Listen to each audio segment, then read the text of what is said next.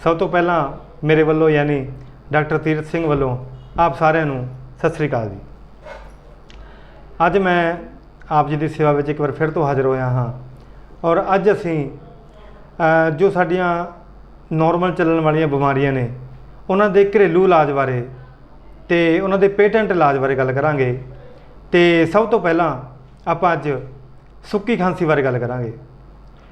ये रोग जिहड़ा असी कई बारी खाण पीण के मामले दे विच बड़ी गड़बड़ कर दिंदे, कुछ तलिया होया खा लिया, उस वक्त पानी पी लिया, तो कुछ बहुत ठंडा खा लिया, तो गले 'च थोड़ी बहुत प्रॉब्लम होंदी है, फिर भी असी गौर नहीं करते।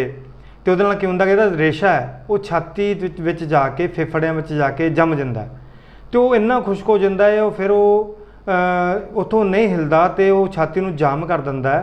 लेकिन उहदे कारण जिहड़ी अपनी साह दी नाली है उहदे विच उस रेशे दे जिहड़े कतरे ने वो लटकते रहंदे ने, ते वो कतरे जिहड़े हैगे ने जदों आपां साह लैंदे आ वो हवा दे बाहर जाण नाल ते अंदर आउण नाल उहदे नाल इरीटेशन हुंदी है, ते गले 'च खराश हो के सानूं खंघ हुंदी है। या फिर दूसरा तरीका जदों छाती जाम हो जाती है तो फिर खंघ आउंदी है, सुक्की आउंदी है, गला भी खिंचिया जाता है, पर अंदरों सानूं लगदा भी कुछ निकलेगा पर नहीं निकलदा। ये सुक्की खंघ जिहड़ी बहुत परेशान करती है। सिर दा दर्द होना, फिर गला भी दुखण लग जाता, गला पक जाता है, तो इस तरीके नाल ये बहुत ज़्यादा तंग करती है। तो सुक्की खांसी वास्ते सानू घरेलू तौर पर काली मिर्चां, मगां ते सुंड इहदा पाउडर बराबर मात्रा विच लैके सानू शहद नाल चटना चाहिए है। खुराक 2 चुटकियां लैके उन्होंने शहद दे विच मिला के, शहद ज़्यादा नहीं लेना चाहिए, कोई कई परसन नूं जिहड़ा है वो शहद गरमैश करके तंग कर दिंदा है। अद्धा क चम्मच शहद का हो जाए तो विच 2 चुटकियां जिहड़ियां ने इस पाउडर दियां, मिक्स पाउडर दियां पा के उन्होंने मिलाओ तो उन्होंने आराम नाल चट लो, एकदम चट्टण की जरूरत नहीं है। दूसरा तरीका, तुसीं घर दे विच साडे आम करके सौगी हुंदी जिहनूं असीं दाखां कहंदे ने, तुसीं दाखां कोई अद्धी कड़छी लवो, उन्होंने अद्धी कड़छी लैके उन्होंने थोड़ा जिहा तवे ते हीट दे के अपने गले के उत्ते, जिते साडे गले का सेंटर साडा आ हिस्सा, उस गले के उत्ते उन्होंने रख के उहदे पर कोई कपड़ा बन्नदे हो तो उन्होंने तुसीं घट्टो घट्ट 2 घंटे या फिर तुसीं रात भी रख सकते हो, कोई दिक्कत नहीं है। उन्होंने बन के रखो तो सौण वेले छाती के उत्ते विक्स बाम या कोई गरमैश वाली चीज़ जरूर लाओ। उहदे नाल की होएगा कि गले ते लगाउण दे नाल बनफशां या दाखां बन्नण दे नाल जिहड़ा साह दी नाली दा रेशा है वो ढल जांदा है, वो पतला होकर निकल जाता है, तो गले की खराश बंद हो जाती है।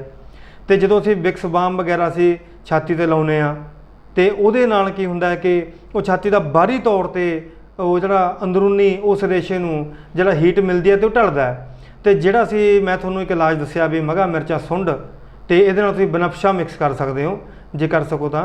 लेकिन मेरे ख्याल च बनफशा जिहड़ियां ने ये आम करके बहुतियां ज़्यादा नहीं मिलदियां, रेयर मिलदियां ने, क्योंकि थोड़ा जिहा डुप्लीकेसी भी काफ़ी आउंदी है। होर तरह दी बूटियां विच मिक्स करके इहनूं दे दित्ता जांदा है। प्योर बनफशा मिल जाण तां वो बहुत वधिया काम करदियां ने। मगा मिर्चा सुंड के चूरण नूं शहद नाल चटोगे डेफिनेटली तुहानूं 2-4 खुराकां 'च फर्क पै जाएगा। तो जे बनफशा मिल जांदियां ने उन्हां नूं तुसीं विच दाखां पा के उहदा काढ़ा भी बना सकते हो, उहदा काढ़ा बना के पीओ तो फिर इहदे नाल तुहानूं बिल्कुल 100% रिलीफ मिलेगी। तुसीं घर बैठे अपनी सुक्की खंघ का इलाज कर सकते हो। फिर भी ज़्यादा पोजीशन क्रिटिकल चली जाए, तुसीं नहीं कंट्रोल चाहुंदे तां तुसीं साडे वल्लों यानी न्यू दशमेश आयुर्वेदिक फार्मेसी वल्लों साडी बनी दवाई कफ करोन तो उन्होंने तुसीं यूज़ कर सकते हो, जो कि 2 फॉर्म दे विच आउंदी है, एक लिक्विड दे विच है तो दूसरा पाउडर फॉर्म दे विच है। लिक्विड के 3 चमचे सवेरे 3 चमचे शाम नूं पीने हुंदे ने, तो जिहड़ा पाउडर है उन्होंने शहद नाल ही चटना हुंदा है।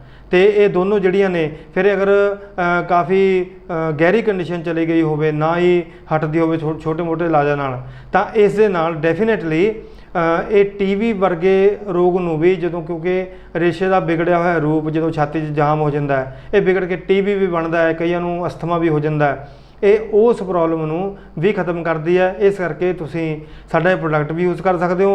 जे घरेलू इलाज नाल नहीं गल बनी तो तुसीं साडा प्रोडक्ट यूज़ करो, तुहानूं डेफिनेटली आराम मिलेगा, तुसीं बिल्कुल ठीक हो जाओगे जी।